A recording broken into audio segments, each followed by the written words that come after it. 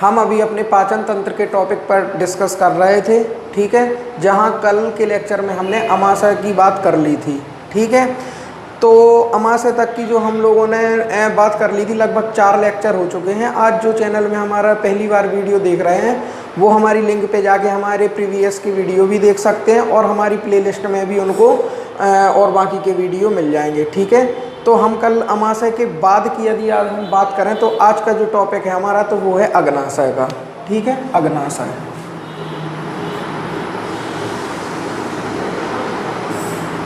अग्नाशय अग्नाशय की यदि हम बात करें तो अग्नाशय देखिए, जैसे ये हो गया हमारा, यहाँ पे कल हम लोगों ने पढ़ा था अमाशय, ठीक है। अमाशय की यहाँ से जो ये छोटी आंत स्टार्ट हो गई, छोटी आंत में इस प्रकार की यहाँ पे एक संरचना पाई जाती है,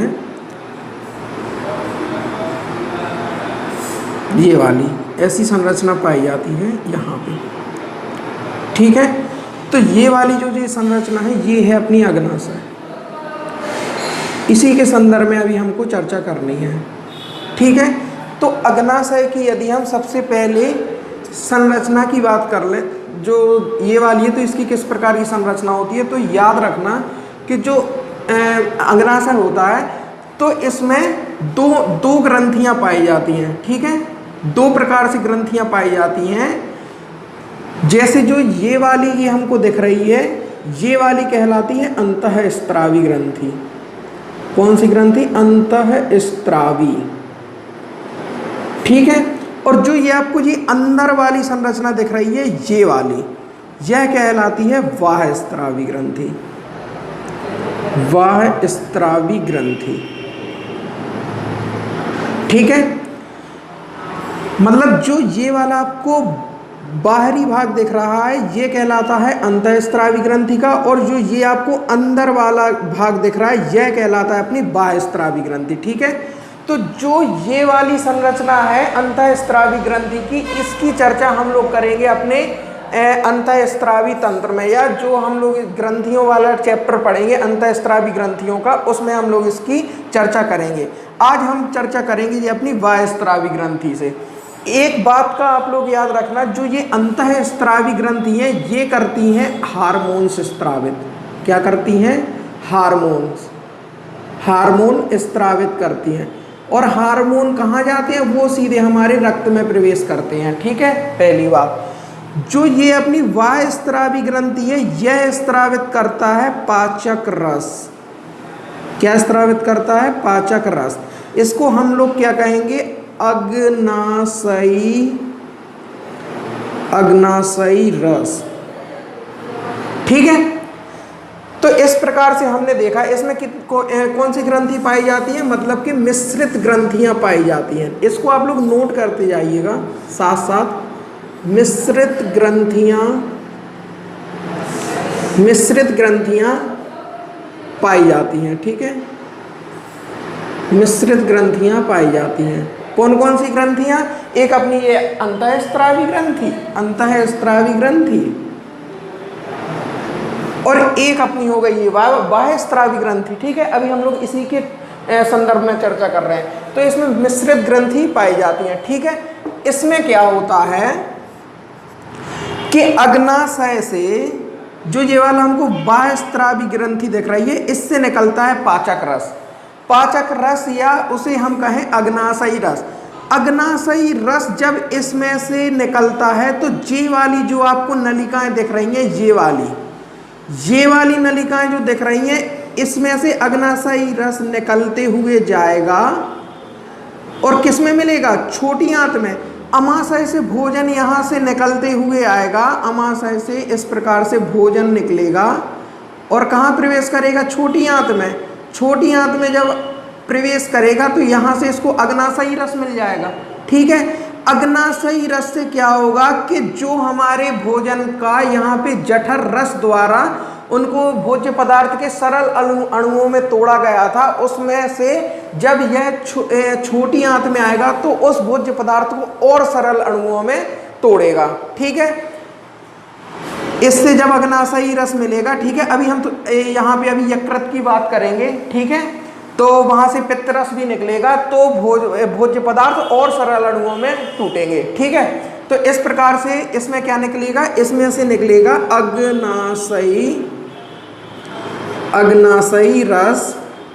अग्नाशयी रस स्त्रावित होता है, जो कि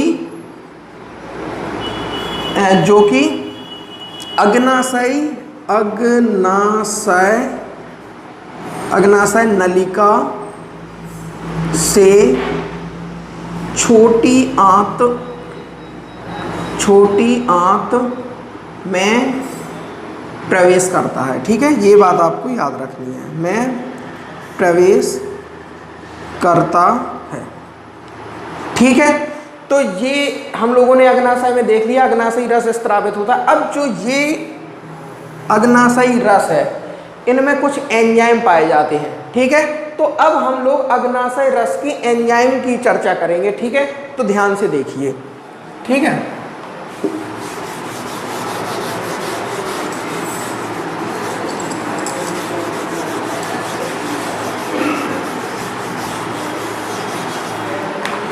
अग्नाशय रस में यदि हम एंजाइम की बात करें, इसमें कुछ एंजाइम पाए जाते हैं। कल हम लोगों ने चर्चा की थी, जठर रस के एंजाइम देखे थे। जठर रस में जो हम लोगों ने एंजाइम देखे थे, उसी प्रकार से अभी ये हमको अग्नाशयी रस में, किसमें, अग्नाशयी रस में, अग्नाशयी रस के एंजाइम देखना है, ठीक है। तो जो सबसे पहला हमारा एंजाइम है वो है अपना क्या, ट्रिप्सिन,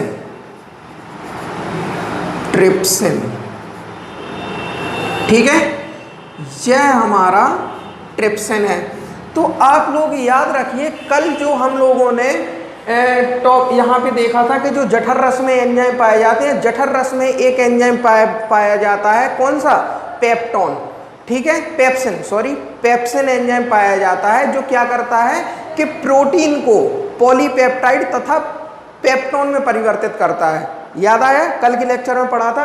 उसी प्रकार से जो ये ट्रिप्सिन है, यहाँ से जो प्रोटीन के भाग टूटे तो वो आएंगे यहाँ से इसको अग्नाशयी रस मिलेगा, और ये वाला जो एंजाइम है उस बचे हुए प्रोटीन को, ठीक है, उस बचे प्रोटीन को फिर से किसमें, पॉलीपेप्टाइड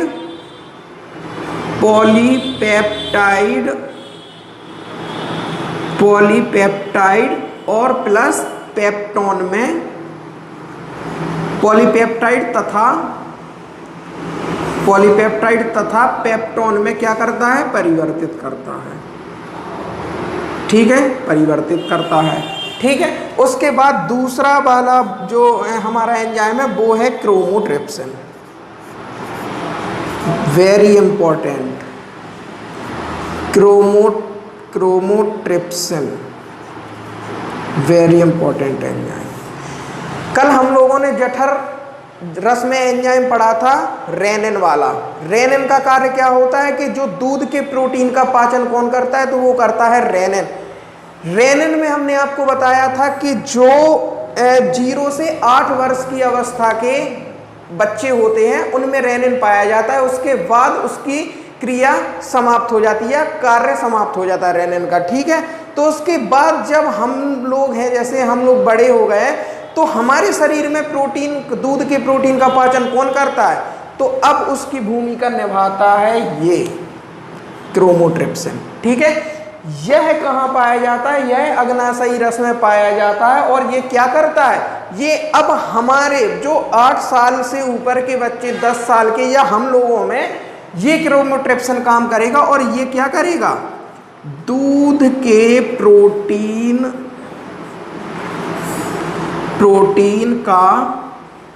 को पचाता है या पाचन करता है, ठीक है, को पचाता है, याद रखना, ठीक है। इसके बाद अपना जो तीसरा एंजाइम है वो है लाइपेज एंजाइम। लाइपेज क्या करेगा, वहां जठर रस में हम लोगों ने देखा था जठर लाइपेज, जठर लाइपेज का काम क्या था? वसा को वसीय अम्ल तथा ग्लिसरॉल में परिवर्तित करना। तो यहाँ भी इसका वही काम है लाइपेज का, वसा को वसीय अम्ल और तथा ग्लिसरॉल में परिवर्तित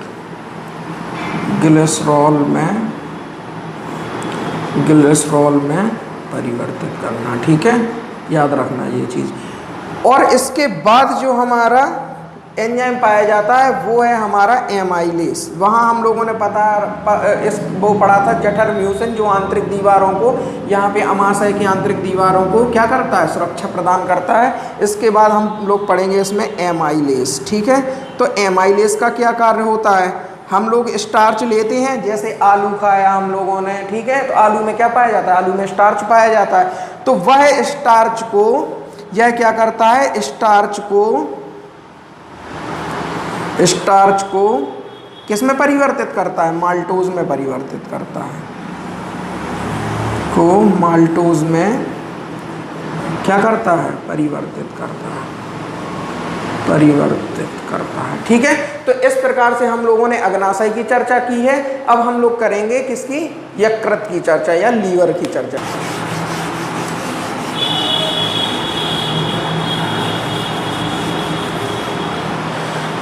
अब हम लोग अपनी चर्चा करेंगे लीवर या यकृत या लीवर। ठीक है, एक बात और आप लोग याद रखना, अग्नाशयी रस के यदि हम पीएच मान की बात करें, किसके? अग्नाशय रस के पीएच मान की बात करें, पीएच मान, तो यह होता है 7.5 से 8 के लगभग। ठीक है, अब हम करेंगे अपनी यकृत की चर्चा। ठीक है, यकृत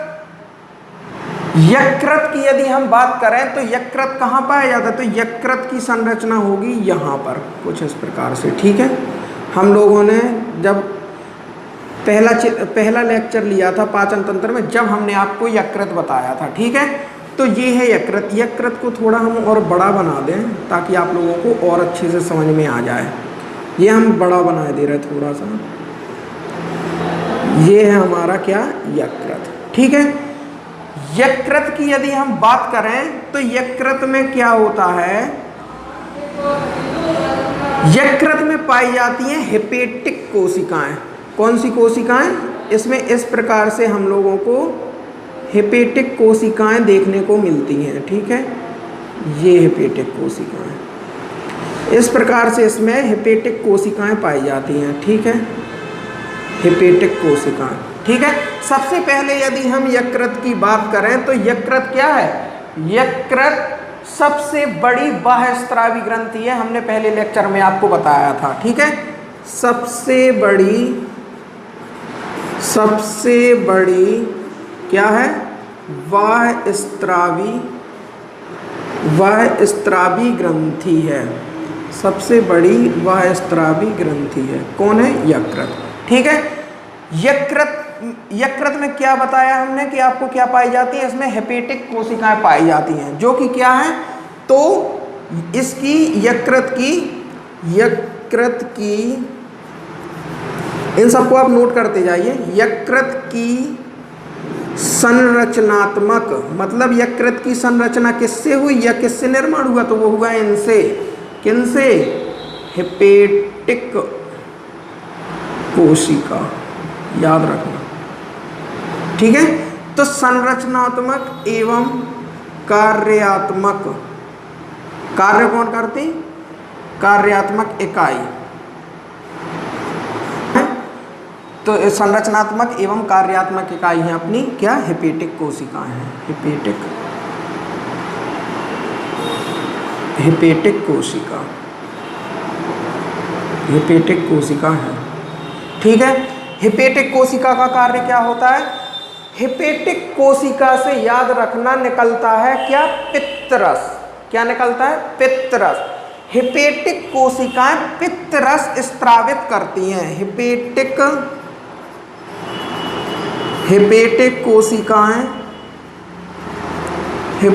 कोशिकाएं पित्तरस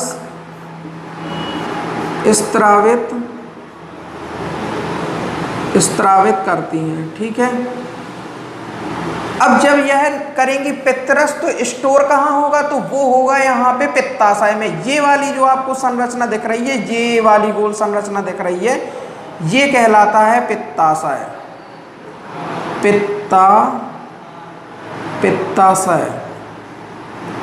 पित्ताशय याद रखना, ठीक है। तो हेपेटिक कोशिकाएं पित्तरस स्त्रावित करती हैं, जो कि कहाँ पे, पित्ताशय में, पित्ताशय में संचित होता है, ठीक है, याद रखना, संचित होता है, ठीक है, संचित होता है। हेपेटिक कोशिकाओं ने दिया पित्तरस, और पित्तरस कहाँ संचित हुआ, पित्ताशय में, और बाद में जब पित्ताशय यहाँ से निकलेगा तो कहाँ से, ये पित्त नलिकाएं आपको दिख रही हैं, ये वाली संचित होता है। फिर क्या होगा, पित्तरस कहाँ से, पित्ताशय से किसके द्वारा, तो ये नलिकाओं के द्वारा, जो जे वाली आपको नलिकाएं दिख रही हैं, इन नलिकाओं के द्वारा, पित्ताशयी नलिकाओं के द्वारा कहाँ प्रवेश करता है, नलिकाओं के द्वारा छोटी आंत में प्रवेश करता है। ये यहाँ से अपनी छोटी आंत स्टार्ट हो गई, देख रही है ये वाली संरचना, छोटी आंत में प्रवेश करता है, ठीक है, प्रवेश करता है, ठीक है। अब प्रवेश करता है तो इसकी भूमिका क्या होती है, सबसे पहले इस बात का आप लोग देखें कि जब पित्तरस यहाँ से इन नलिकाओं के द्वारा अमाशय से आए हुए भोजन से, यहाँ से अपन को मिलेगा अग्नाशयी रस, यहाँ से मिलेगा पित्तरस, तो इस भोजन में जो भी वसा होगी, जो अभी हम लोगों ने अग्नाशय में एंजाइम पढ़े हैं, ठीक है, तो उसमें भी वसा को बसी अम्ल और ग्लिसरॉल में परिवर्तित हुई है, लेकिन उसमें से जो भी वसा शेष बची, उसका यहाँ पे जो ये पित्तरस निकलेगा, तो उस वसा को किसमें, भोजन में उपस्थित उस वसा को जल में घुलने योग्य बनाती है। याद रखना ये चीज है ना, मतलब पूर्ण रूप से यहाँ पे वसा का पाचन हो जाता है, और पूर्ण रूप से जब वसा का पाचन होता है तो वह जल में घुलने योग्य हो जाती है, ठीक है। यहाँ पे वसा का संपूर्ण पाचन हो जाता है, ये बात आपको याद रखनी है, ठीक है। तो ये इस प्रकार से हम लोगों ने लीवर देख लिया। आज हम लोगों ने दो चैप्टर देखे, दो टॉपिक देखे हैं। एक तो हम लोगों ने अग्नाशय देखा है, और उसके बाद आज हम लोगों ने यकृत की भी बात कर ली है।